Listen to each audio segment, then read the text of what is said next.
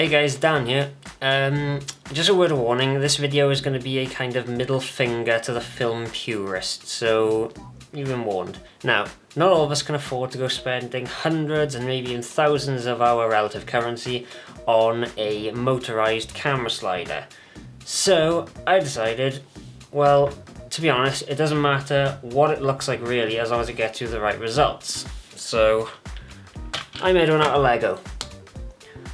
Basically, it is just a battery with a motor, and using some of my old mechanics background, I made a four-wheel drive transfer gearbox underneath a bunch of old gears. And also those gears help it go slower as well because the motor goes quite fast.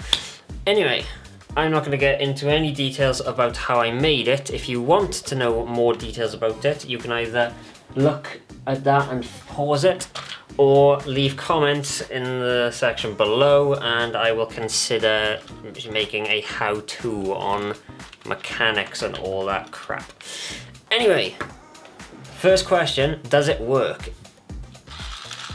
Yes, it does work. It's rather noisy because the motor is like 15 years old and rickety, but it does indeed work. But does it keep your footage smooth and consistent? Consistent, yes. Smooth, so far in my tests, pretty damn well. And I shall show you some now.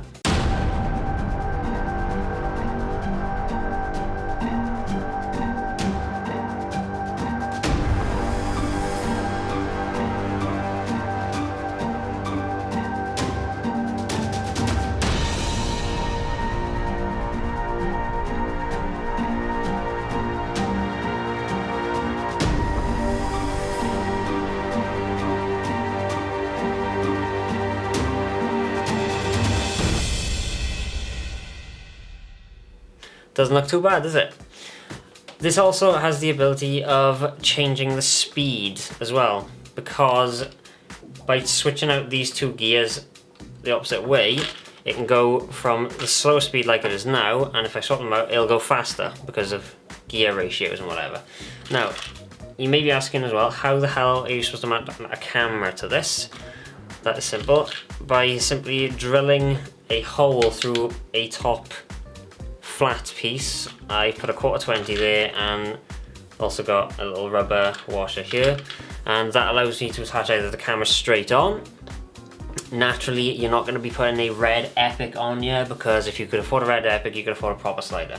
This is for people who have absolutely zero budget and are not likely to be getting any client work anytime soon. No, I am not recommending you use this on client work. That would be foolish. But it also allows you to mount these to it. You can mount a quick release plate onto it, like there, not like that obviously, you'd screw it on, and a ball head. Now, while on the subject of what cameras to use on it, what cameras can this take? Well, as far as weight goes, it can take quite a lot of weight in here because it is quite stubby, if you will. But I would not recommend using heavy DSLRs like a 5D, for instance, because their weight isn't exactly central. They have a lot of weight going on over the lens compared to where the whatever you call it is.